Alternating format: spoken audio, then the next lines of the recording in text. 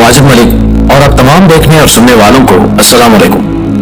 नाज़रीन ग्रामी, आज हम आपकी खिदमत में एक ऐसे शख्स का तज़किरा करने वाले हैं जिसने रिवायात के मुताबिक जादू की दुनिया में इस कदर शोहरत हासिल की कि वो आज सदियों गुजरने के बावजूद 21वीं सदी के इंसान के लिए भी एक अफसानी किरदार की हैसियत इख्तियार कर चुका है, जिसको आज का इंसान सामरी जादूगर के नाम से जानता है। ये शख्स कौन था, इसका असली नाम क्या था, इसकी वजह शोहरत क्या है, जबकि दौरे कदीम और दौरे हाजिर के मुहक्किकीन इस मुतनाज़िर किरदार के बारे में क्या आरा रखते हैं, इन सबको आज की इस वीडियो में ज़ेरे बहस लाने की कोशिश की जाएगी। दोस्तों, आप देख रहे हैं यूट्यूब के इस मारूफ चैनल उर्दू डिस्कवरी को, जिसने आज की इस ज़ेर नज़र वीडियो को सामरी जादूगर के नाम करते हुए आपको उन तारीखी हकायक से आगाह करने की कोशिश की है जो कि अभी तक आम आदमी की निगाहों से पोशीदा है। लेकिन इस जादू की नगरी में कदम रखने से कबल हम हस्ब रिवायत अपने इस काफिले में शामिल होने वाले नए दोस्तों से दरखास्त करेंगे कि वो पहले हमारे चैनल को सब्सक्राइब करते हुए साथ मौजूद बेल आइकन को भी क्लिक कर दें, ताकि हमारी आने वाली हर वीडियो बाकायदगी के साथ आप तक पहुंचती रहे। मोअज़्ज़िज़ ख़वातीन हज़रात, तारीख के इस मुतनाज़िर किरदार के बारे में कई एक आरा और आके तारीख का हिस्सा है, जिनमें से एक के मुताबिक इस बदबख्त शख्स का नाम मूसा इब्न ज़फ़र था, जो कि कदीम मिस्र से ताल्लुक रखता था, और कहा जाता है कि इसके बचपन में ही इसके साथ कुछ ऐसी ताकतें मौजूद थी जिनकी बदौलत इसके हम असर इसे एक माफूकुल फितरत इंसान तस्वुर करते थे। इन रिवायात के मुताबिक यह भी कहा जाता है कि जब बनी इसराइल ने फिरौन के मजालिम से तंग आकर वहां से हिजरत की तो यह शख्स भी उनके साथ हो लिया, जबकि हजरत अब्बास की राय के मुताबिक भी सामरी का ताल्लुक इसी इलाके से बनता है। और आप फरमाते हैं कि यह शख्स बज़ाहिर मुसलमान हो गया था, लेकिन इसके दिल में निफाक मौजूद था। एक और दूसरी रिवायत के मुताबिक इसका ताल्लुक समीरी कौम से बनता है, जो कि जनाब ईसा अलैहिस्सलाम की पैदाइश से 3500 साल कबल इराक में रहा करती थी। जबकि हजरत अब्बास अपनी राय में यह भी इजाफा करते हैं कि यह बुनियादी तौर पर उस कौम से ताल्लुक रखता है जो कि गाय की परस्तिश करने वाली थी। इसके अलावा कर्तबी की तफसीर के मुताबिक इस शख्स का ताल्लुक अहले हिंद से बताया जाता है। नाज़रीन, इसके अलावा अहदे हाजिर के मारूफ स्कॉलर और दीनी मुहक्किक डॉक्टर असरार अहमद मरहूम ने भी तफसील के साथ इसका जिक्र करते हुए कहा है कि यह शख्स जिसने सामरी के लक़ब से शोहरत पाई का ताल्लुक दरअसल बनी इसराइल से बनता है, जिसकी तफसील वो कुछ यूं बयान करते हैं कि जब आर्य नस्ल का एक गिरोह हिंदुस्तान की तरफ मारे सफर था कि उनके साथ बनी इसराइल के कुछ लोग भी शामिल हो गए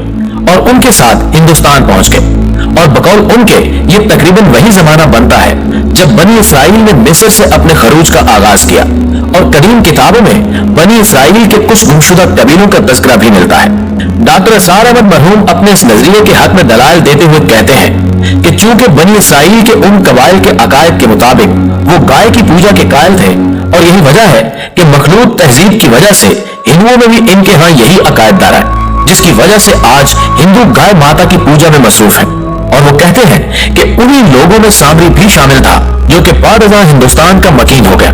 बल्कि इस नजरिए के बारे में ये दलील भी दी जाती है कि जिस तरह हजरत मूसा अलैहिस्सलाम ने इसके बनाए हुए बछड़े को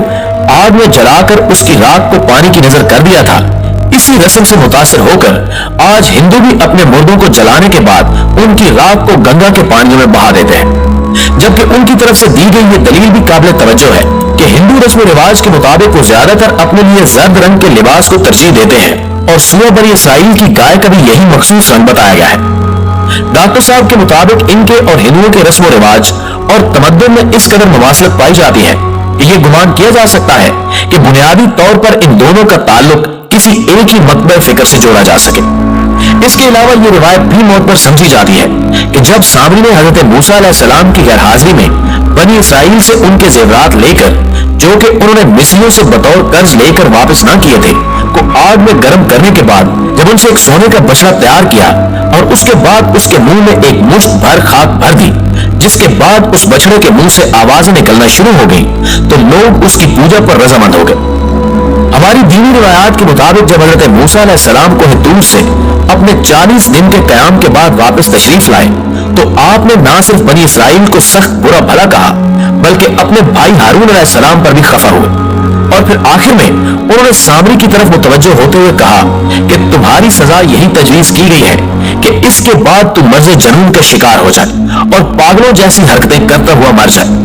जबकि लोग तुझको नापसंदीदा समझते हुए तेरे करीब आना भी पसंद ना करें। सच सिर्फ अल्लाह को मालूम है। और कहा जाता है कि सामरी का अंजाम भी उसी सूरत में हुआ था। जबकि इसके तनाजुर में अगर हम हिंदुओं के दरमियान अछूत जात के तस्वुर को देखते हैं तो अक्ल बेमाया भी ये शहादत देती मिलती है कि हिंदुओं में जात पात का यह नजरिया भी शायद सामरी के उसी अंजाम से लिया गया था। नाज़रीन ग्रामी, सामरी और बनी इसराइल के बाहमी ताल्लुक और फिर इसके बाद हिंदू कौम का उनसे मुतासिर होकर अपने नजरियात तरतीब देने के बारे में और भी कई साहिबान इल्म ने तहकीकात की और इनको अपने मज़ामीन में ढालने के बाद हमारी रहनुमाई की कोशिश की। मिसाल के तौर पर डॉक्टर हमीदुल्लाह अपनी किताब मोहम्मद रसूलुल्लाह सल्लल्लाहु अलैहि वसल्लम में तौजीह पेश करते हैं कि सामरी को हजरत मूसा अलैहिस्सलाम की तरफ से तजवीज करदा सजा के मुताबिक अछूत होने के अमल से गुजरना पड़ा, जिसके बाद हम सिवाय हिंदुस्तान के दुनिया के और किसी भी हिस्से या मजहब में इंसानों के अछूत होने के नजरिए को नहीं देख सकते। लिहाजा गालिब गुमान है कि यह भी बनी इसराइल के उन्हीं गुमगुश्ता कबाइल का एक फर्द था जो कि आर्याओं के साथ सरजमीन हिंदुस्तान में आया और फिर इसकी इसी हालत बद की बदौलत इस नजरिए ने यहां भी अपने कदम जमा लिए। नाज़रीन ग्रामी, ये थी वो तहकीकात जो कि दुनिया के जदीद और कदीम उलमा की तहकीकात का निचोड़ थी। लेकिन इसके अलावा एक नजरिया और भी पाया जाता है कि जब बनी इसराइल इसके बछड़ा बनाने के अमल से राह रास्त से हट गए तो उनके लिए यह सजा तजवीज की गई कि वो अपने हाथों से एक दूसरे को कत्ल करें, जिस पर के अमल दरामद भी किया गया। लेकिन उस मौके पर इस गुनाह के सबसे बड़े जिम्मेदार यानी सामरी को यह सजा क्यों नहीं दी गई भी एक बामानी सवाल है, जबकि वो बज़ाहिर उस वक्त तक दीन मूसी पर अमल ला चुका था। ये अलग बात कि उसके अंदर निफाक भी मौजूद था। इस बारे में भी उम्मत के बाज़ उलमा की राय है कि जब आप कोह तूर से वापस तशरीफ लाए और ये आलम देखा तो सख्त गैज़ो गज़ब में आकर आपने हजरत हारून अलैहिस्सलाम की रेश मुबारक तक को खींच लिया और पूछा कि तुम्हारी मौजूदगी में यह सब कुछ कैसे मुमकिन हो गया, जिसके जवाब में जनाब हारून अलैहिस्सलाम ने तमाम वाक़या आपके गोश गुजार करते हुए अपनी बेबसी की भी वजाहत की। लेकिन उस मौके पर सामरी ने जब आपको गुस्से में देखा तो वो मुस्कुराता हुआ एक तरफ चल दिया, जिस पर अक्सर ये सवाल किया जाता है कि उसको उस मौके पर कत्ल की सजा क्यों नहीं दी गई, जबकि इस जुर्म का असल मुहर्रिक यही बदबख्त था। लेकिन नाज़रीन, इसकी तौजीह कुछ इस अंदाज में की जाती है कि सामरी जादूगर दरअसल वो दजाल था जो कि उसकी शक्ल में आया और उसको कत्ल करना किसी भी सूरत इसलिए मुमकिन ना था क्योंकि उसका कत्ल हजरत ईसा अलैहिस्सलाम के दोबारा दुनिया में तशरीफ लाने के बाद उनके हाथों से मुकद्दर हो चुका है। नाज़रीन ग्रामी, अगरचे कई एक मौके पर सामरी और दजाल का बाहम ताल्लुक जोड़ने का तज़किरा मौजूद है, बल्कि यह भी एक हकीकत है कि दजाल के बारे में कायम किए गए मुख्तलिफ नजरियात और अहादीस की रोशनी में भी ये बात साबित होती है कि अगरचे उस मलूम ने अपनी असली शक्ल में आखिरी जमाने में ही खरोज करना है, मगर इससे कबल भी कई मौके पर ऐसे शवाहिद मिलते हैं जहां इसकी मौजूदगी का शुबा या यकीन तक किया जा सकता है। मिसाल के तौर पर हजरत तमीम दारी रज़ियल्लाहु ताला अन्हु की हदीस का हवाला भी दिया जा सकता है, जब न चाहते हुए भी आप एक जजीरे पर पहुंच गए जहां आपकी मुलाकात एक ऐसे शख्स से हुई जिसके तमाम जिस्म पर बाल मौजूद थे और वो जंजीरों में जकड़ा हुआ था, जिसने आपसे चंद एक सवाल पूछने के बाद यह दावा किया था कि मैं दजाल हूं। और जब आपने यही वाकया नबी करीम सल्लल्लाहु अलैहि वसल्लम की खिदमत में अर्ज किया तो आपने भी इसकी तस्दीक फरमाई, जबकि इसके अलावा इब्न सयाद के बारे में भी ये रिवायात मिलती हैं कि खुद सरकार दो आलम सल्लल्लाहु अलैहि वसल्लम को उसके दजाल होने पर शक था।